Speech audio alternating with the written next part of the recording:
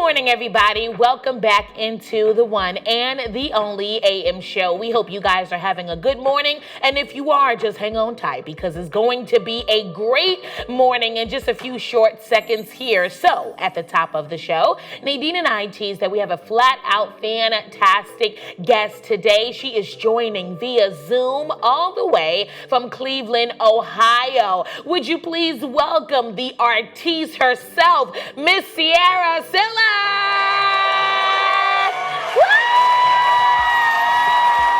Hey, girl. Hey. Hello. Oh, God, it's so good to speak to you this morning. I know that you're so busy doing so many incredible things. So thank you so much for carving out time out of your busy schedule to chat with me. Yes, of course. I'm really excited. Yes, so am I. All right, you guys. So many people, Sierra, they haven't had the privilege of seeing your work, but I have. And I've been following your work for quite some time now. And for those who don't know, Sierra is the boss and CEO of her own business entitled Blk and Brwn, which is an online art shop, just really dedicated to inclusivity when it comes to women of color, Hispanic women, Black women, just really making that representation inclusive and beautiful. And I know you specialize in apparel and all of the things. So girl, we are going to get all into what you have created. But first, I want you to take us back to the foundation. When did you realize you wanted to be an artist?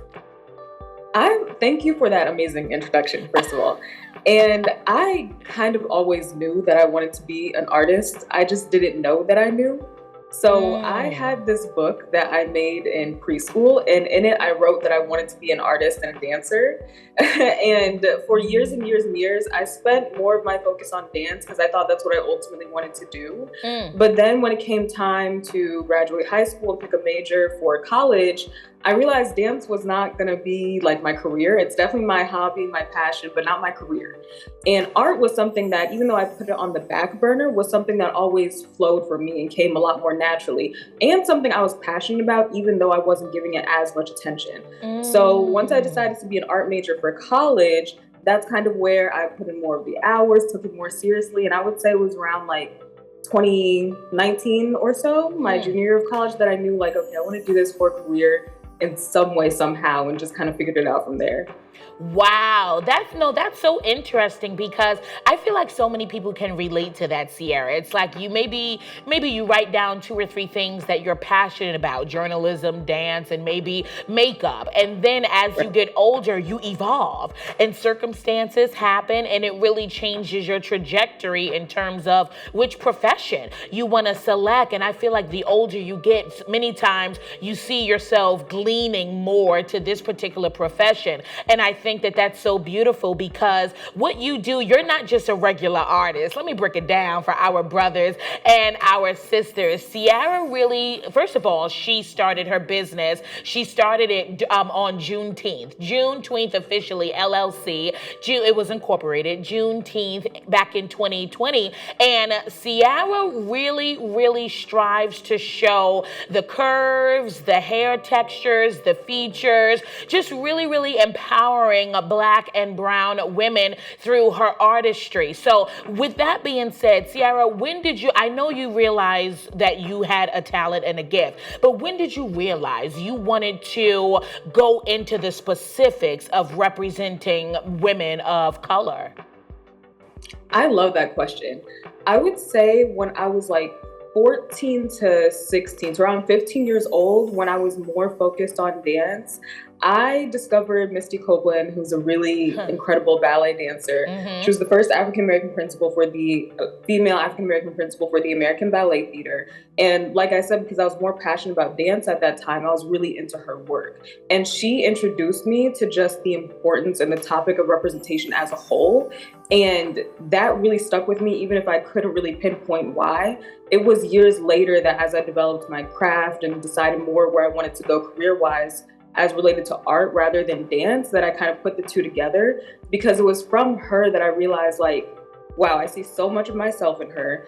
And that's a really powerful and magical feeling that she kind of made me want to love dance and made me want to dance. And just naturally over time, I wanted to give other people that feeling, but with my other gift being art. Yeah, no, it's so true. And I love the word that you use, representation, because I always preach and share inclusivity. It's important for us to have role models and mentors and friends that look like us. Of course, you can learn from anybody. You should learn from everybody. But I think that it definitely empowers young Black girls, young brown girls, young Hispanic girls when they see someone in the role that they want to be in, when they see y'all flourishing in that role. So how important was it to you as a little girl when you would read books and you wouldn't see representation? How important was it for you to realize that? It was so important, not only because it laid the foundation for what I wanted to do with my career and with my art and with my goals, but because I always say representation is vital because of the role that it plays in your self-esteem and your self-image. And just always seeing these messages, whether it was in magazines or on TV, that didn't show women like me, and didn't have a lot of representation for us, I wouldn't say I really felt a negative feeling. I wouldn't say I could pinpoint that growing up, like, oh, there should be more Black women. I would love to see more curvy women. I'd love to see more natural hair represented. But I knew that the media, the art forms, they just couldn't really stick with me, and they didn't resonate with me in a way that I didn't know that they could until I saw Black women taking up those spaces, until I saw women like Misty Copeland and another great dancer, Michaela de Prince. It wasn't until then that I realized, like, okay, this is a very powerful thing. It makes me love myself. It makes me love my Blackness. It makes me love my brown skin. It makes me love my natural hair. And once I realized that this is a feeling that I love and I want everybody else to feel, no matter how they look, that's when I realized this is something important and needs to be done in other spaces. Yeah. Oh my God. I love that. I love that. Just really going up against the grain there, like breaking mental barriers in terms of beauty standards, in terms of what that is supposed to look like or what society deems as beautiful or acceptable. You have to be a size -4, right? In order to, no, that is not true. I think that we should embrace our noses, our full lips, our curves, the changes that our body goes through. And I love that your art exhibits that. Now, for my brothers and my sisters that don't exactly know what you do, I want you to detail your artwork when it comes to apparel and home decor. Let's talk about that a little bit. Yes, absolutely. Thank you for giving me the chance to clarify that, because being an artist, that's such a broad term, and I think people don't always know. So, like, thank you for letting me share. So, as an artist, I make digital illustrations. So those are often on my tablet. And when people hear digital art, I think they often think like something like Photoshop or photo manipulation in that way. But that's not true, or at least not for what I do. With digital art, it's very similar to traditional art, say drawing with pencil on paper or painting on a canvas. It's just you're using different tools. So instead of a paper, you're using a screen. Instead of a pencil, you're using a stylus. So you still have to have the experience, put in the hours, and have the skill to create your works. So I fell in love with that medium. I fell in love with digital art, pretty much taught it to myself using my favorite app, Procreate, starting in 2018. And since then, and since I started Blk and Brwn in 2020, I was using those digital illustrations to design things that I love, other things that I'm passionate about, like home decor and apparel. So I opened my Etsy shop. That's what it means when I say that I founded Blk and Brwn in 2020, on Juneteenth 2020. And from there, the Etsy shop started to grow, and I started to grow my online presence. People started to fall in love with my artwork. But the route that kind of naturally formed that I didn't even really intend from the beginning was art licensing. So that's the main thing that I do, is using those digital illustrations to license to companies. And from there, we create t-shirts and accessories, or with Iykyk canvases that you can hang on your home, on your walls. So that's where the home decor and apparel comes in. Oh my God, I love that. I love that, Sierra. That's why Thank you. I'm like, wait a minute, because so many people, you're so right. It's just like, oh, being an artist, that's so broad. I'm like, no, no, no. Let's hone in on exactly what she does. We know it caters to the Black and Brown community, but what actually is she creating? So I'm curious, speaking of home decor, how many pieces do you have in your home that you've created? Oh my gosh. I have one back here. It's on camera. I Ah. have this huge 24 by 36 of one called So Unbothered, one of my favorite pieces. Um, and in my car, things that I've just ordered for myself for like quality control, but didn't end up hanging. I probably have like 30 at least. Wow. And hanging in my wall, I know I have another one in my office. So I probably own 30 or 40, and I have two specifically hanging in my home.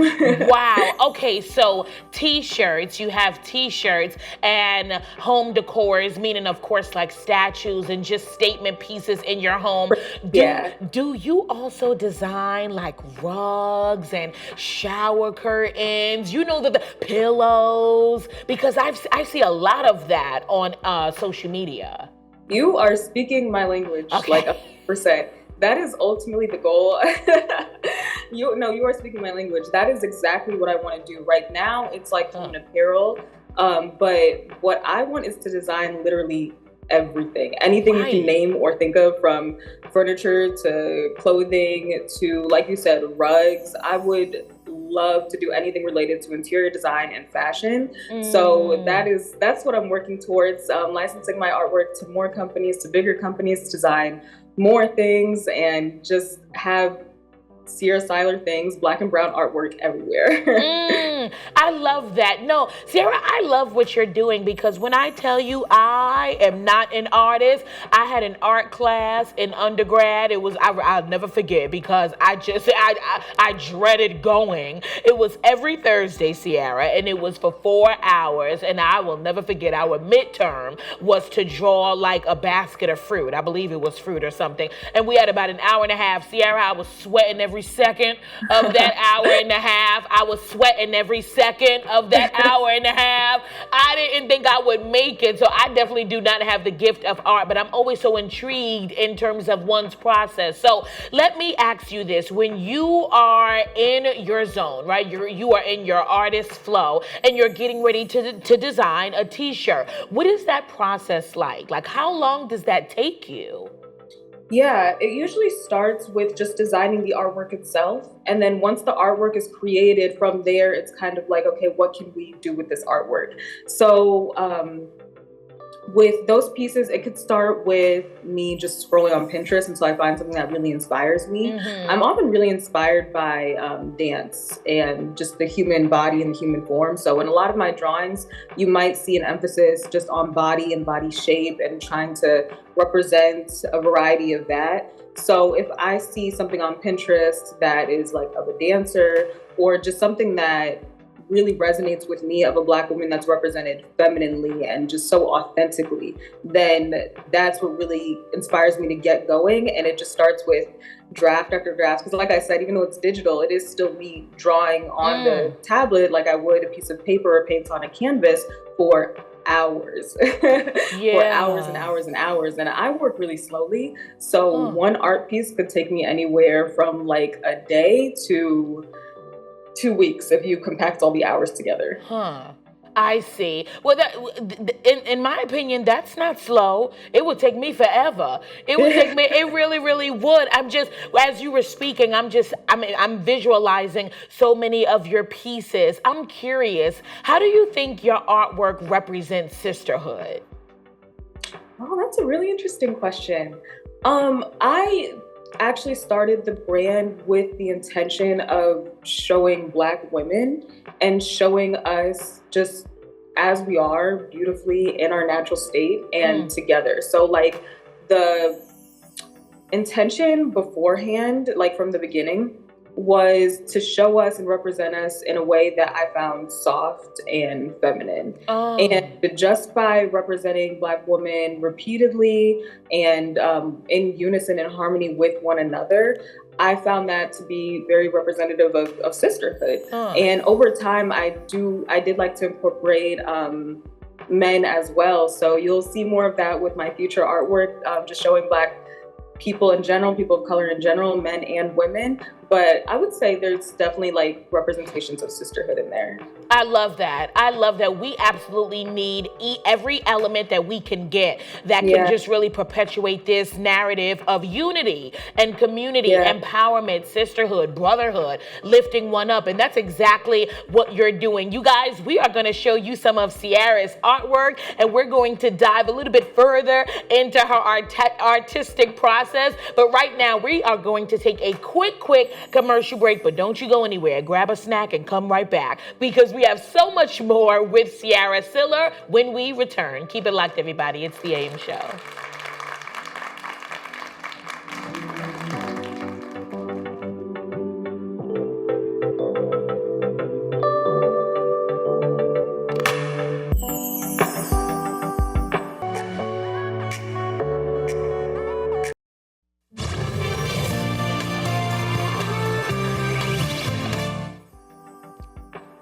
There she is, our special guest for this morning, Sierra Siler. Hi, Sierra Siler. Hi, there we go, Siler. Sierra Siler, welcome back to the show, Sierra. And for those folks who are just now tuning in, Sierra is an artist. She is the founder of her online art shop entitled Blk and Brwn, where she just really focuses on just showing inclusivity when it comes to the artwork of brown and Black men and women. So welcome back, Sierra, to the show. So yes, of course, I just want to dive right into the second half of this creativity portion. So I'm curious, do you have any projects that you're working on right now? Yes, always. I don't think I'll ever tell not us. have I'm working on. What was that? Yeah, you can tell us. Explain. I want all of the tea. Well, I have new artwork coming up that I don't want to like spoil too much. I'm working on some new licensing with other companies that you'll see hopefully very soon. Most recently, a lot of my work has gone into content creation, a lot of which where I talk about just my life as an artist, since I'm a full-time artist now, and my actual artwork and what I do for Blk and Brwn. So yeah, you can be on the lookout for a lot of those videos coming up on my YouTube at Sierra Siler. No, I love that. I've been such a supporter of your YouTube channel as well. And right before the break, we talked about like sisterhood. Here are some of your art pieces, just gorgeous. We talked about sisterhood being exhibited through your artwork, and it just really prompted me to this next question. I'm curious, how have your life circumstances affected the aesthetic of your work? Oh, that's really interesting. I would say I grew up in a really diverse environment, actually.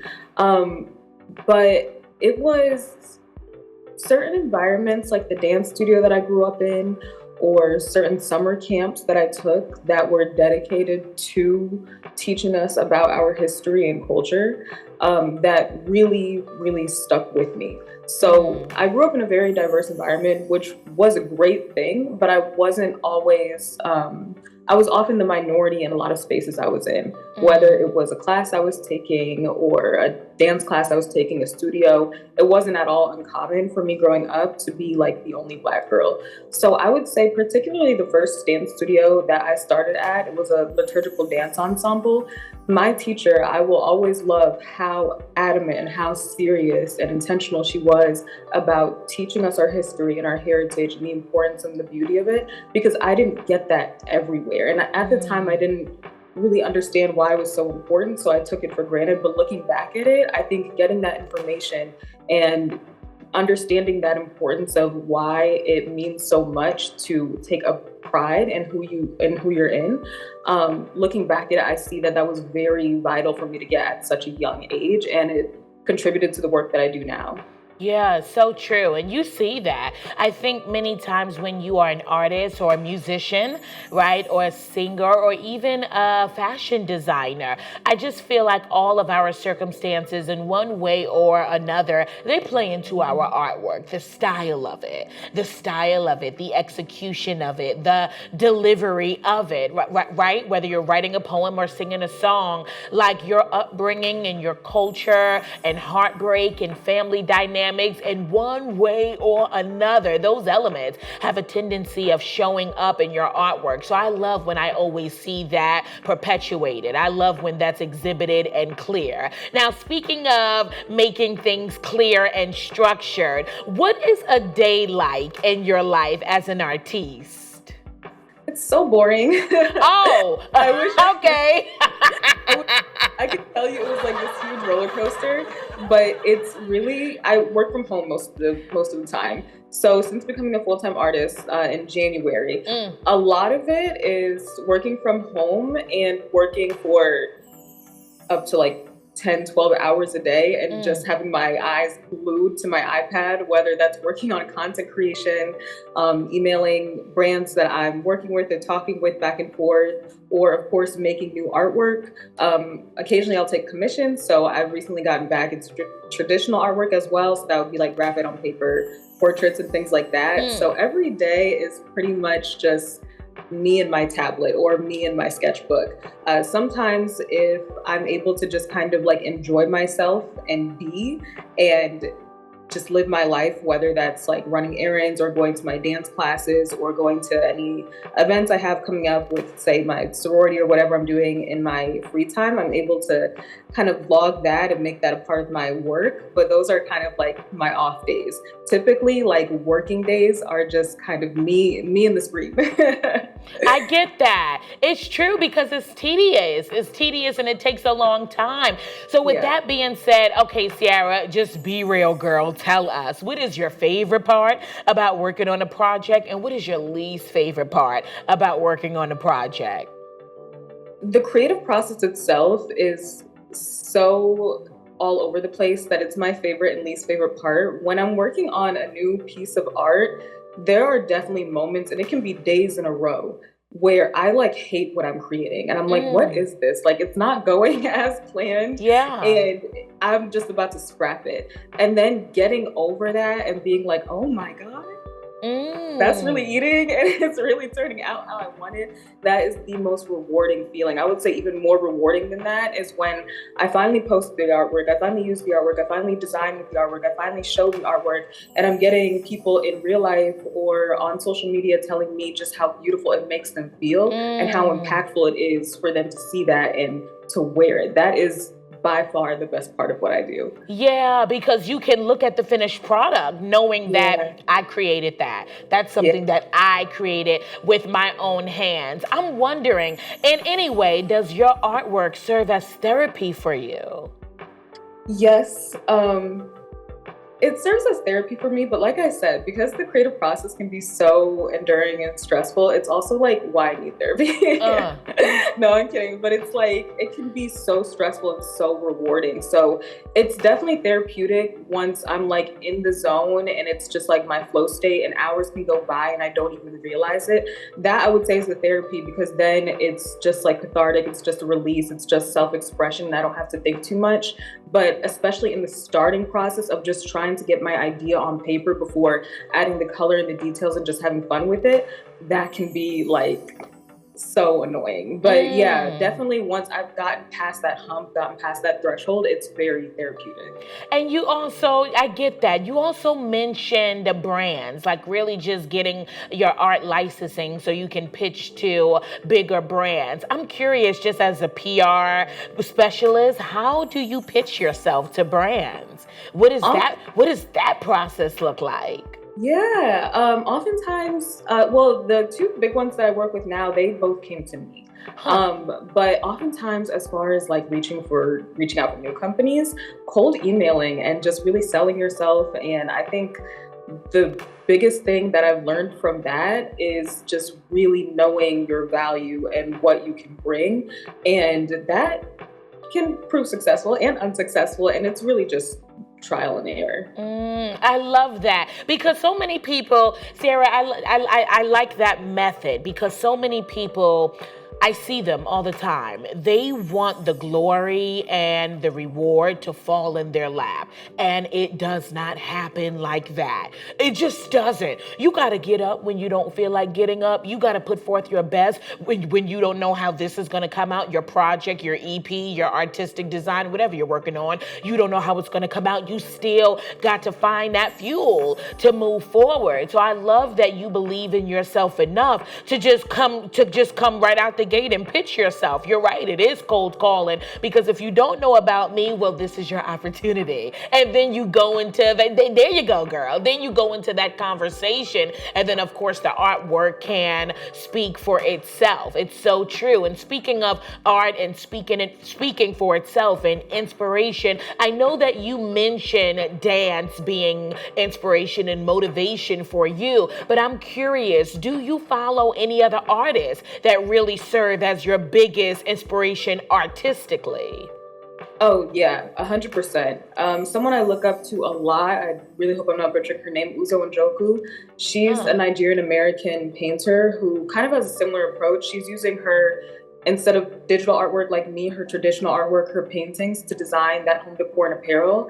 And like I said, I want to do that at a much broader and larger scale where, like you said, you can eventually hopefully see Sierra Siler rugs and shower curtains and pillows and blankets and all those things. And she's doing that in the most beautiful, elegant way. I look up to her a lot. My friend from college, Hillary Cyrus, she's a very talented artist. She ended up going to Savannah College for Art and Design, and just seeing her process has been more than inspiring for me. So those two artists stand out in my mind right now. I know there's 100 more, but those two just come to mind. I love that. I love that so much. I think that we should all have someone we can mirror ourselves after. Of course, not clone, of course, not copy, but definitely, I know what you mean. I love that because I study singers like that and other journalists in that regard. I like that. So I'll take that tip from you and I'll put my own little flair to it. I love that so much. I'm curious, where do you see your business in 5 years? I'm going to actually ask you a two-part question. This just popped in my mind. One, where do you see your business in 5 years? And two, what is the best career advice that you've received? Oh, those are good questions. Okay, in 5 years, I see my business, like I was saying, my artwork just on any project you can imagine. I always told people when they asked me what I wanted to do with my art major when I was in college, I always told them like the ultimate goal is that if you were to walk into a room, just any room, everything from floor to ceiling is something that I design. So that could be one day as something as far from what I do as like furniture, couches, and coffee tables, because I have such a passion for interior design, to things more similar to what I do now, like apparel, especially in more of like from a fashion standpoint. I would love to actually design things from scratch rather than just illustrations printed on clothes. I think both of those are really valuable and wonderful, but I would love to get to a point where I get to design the things rather than have my artwork on them. So that's where I see my business in 5 years. And the best business advice I've gotten, I have to think about that because I have a list of like just tons of things that I often go back to. Yeah. Probably just to do it scared. Just to do it scared, do it unprepared, do it before you're ready, because you'll never be ready. You'll never feel ready. And to just move through the fear, move with the fear. With the action will come the clarity. You probably have a lot of questions right now. You probably don't even know where to start.